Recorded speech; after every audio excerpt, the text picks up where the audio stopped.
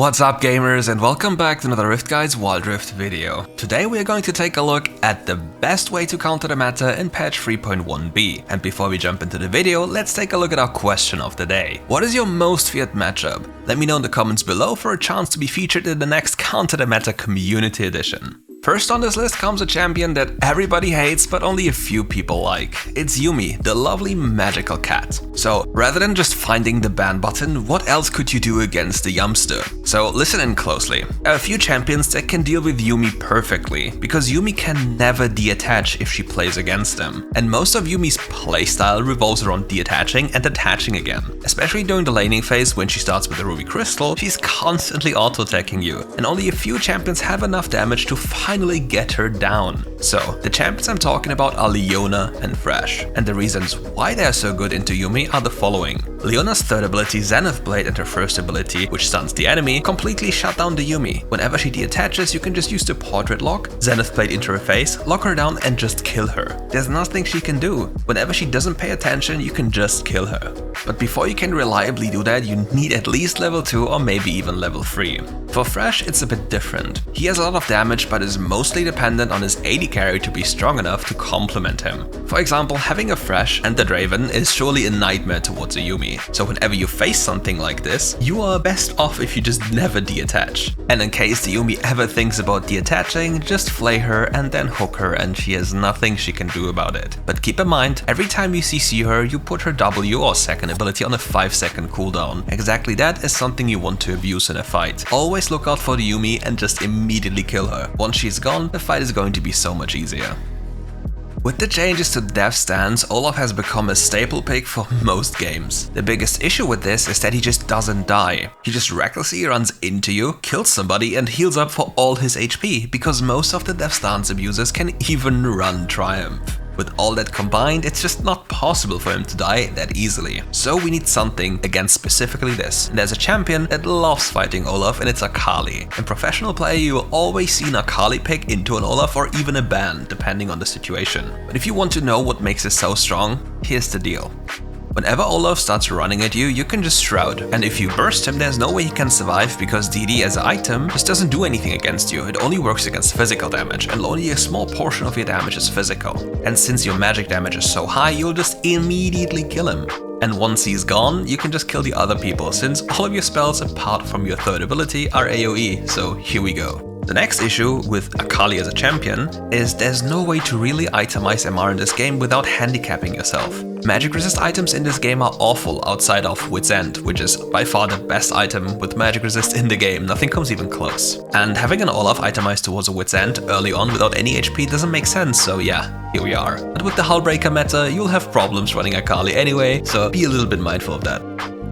The next champion on this list is super weird. You have not seen him a lot, but let me tell you, he's quite good in the select situations in which he really shines. I'm calling Veigar a very good champion into full melee drafts, and here is the reason why. Whenever you're facing a lot of melee champions, they're forced to run into you. And what does Veigar exceptionally excel at? He loves that because of his cage. He controls the area.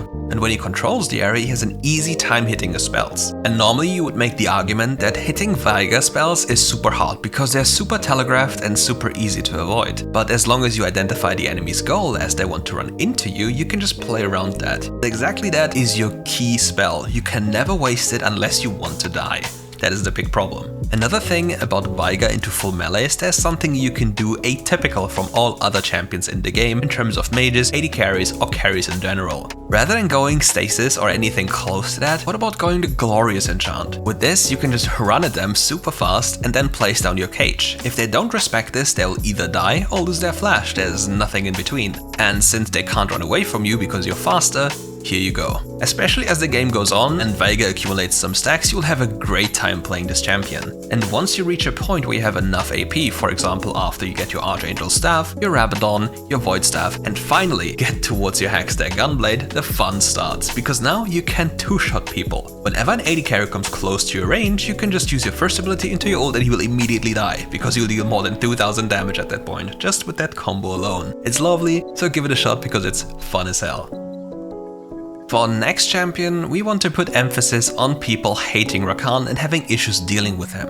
Rakan as a champion has a lightning fast engage that gets everybody killed once he tags them. So what about a champion that can completely deny this champion on any stage of the game starting level 5? I'm talking about Wukong, and with the changes to Divine Sundra and Triumph in the past, we now have an item and a champion that can do very well in lane and in teamfights. Wukong's first ability heals him quite a lot, just even throughout the laning phase, because the more HP you have, the more healing you get. So what about adding a Divine Sundra on top? You'll get even more healing, which forces the enemy to buy anti-healing if they want to beat you, which then in the result means they won't have enough gold to get their first item fast enough to compete with you. Therefore you'll have a tempo advantage. Then as we enter teamfights, all you have to do is place your clone tactically correct and then use your ultimate. With both of you and the clone ulting, it will become impossible for the Rakan to play the game, and if he chooses to try so, he'll just immediately get knocked up, locked in place, and killed immediately after. There's not much you can do about this one, because yet again, we love countering everything they do and make their life miserable, in-game of course. As the game goes on, you obviously become even worse of a champion for them. They can't deal with you anymore, because you knocking them up just for the briefest of moments will get your carries the chance of killing them with an instant.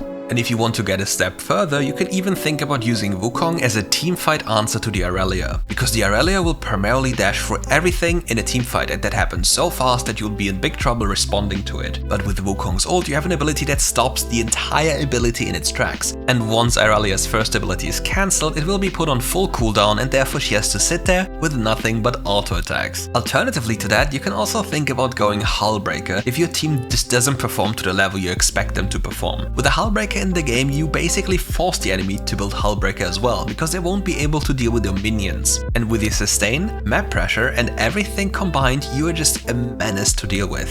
Think about this and give it a shot and let me know how it went.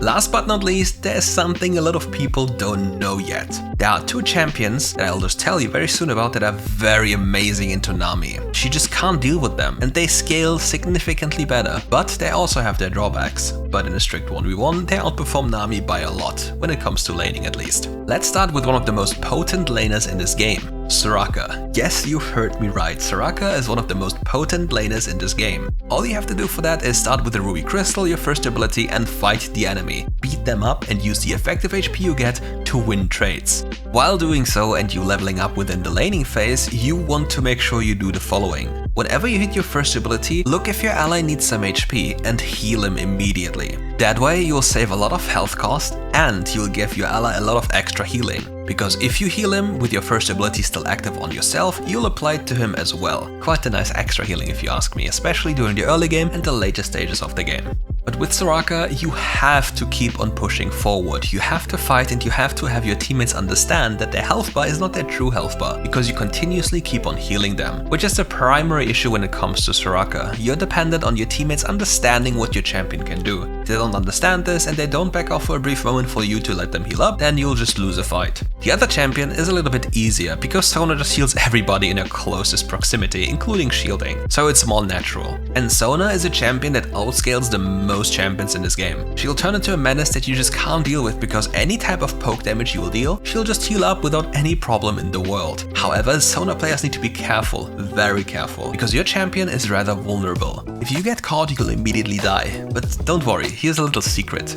Whenever you have your empowered auto tag ready, pay close attention to the color of it. If you have the green one, it's basically a scaling exhaust that scales with AP. And if you have exhaust on top of that on your AD carry, for example, you can mitigate so much damage for free. But specifically in the laning phase against Nami, just make sure you don't get bubbled. Other than that, there's no way you're able to die. But don't forget, Nami's greatest asset in the later stages of the game is her wave. Watch out for that, and if you avoid this, you'll make your team win with ease.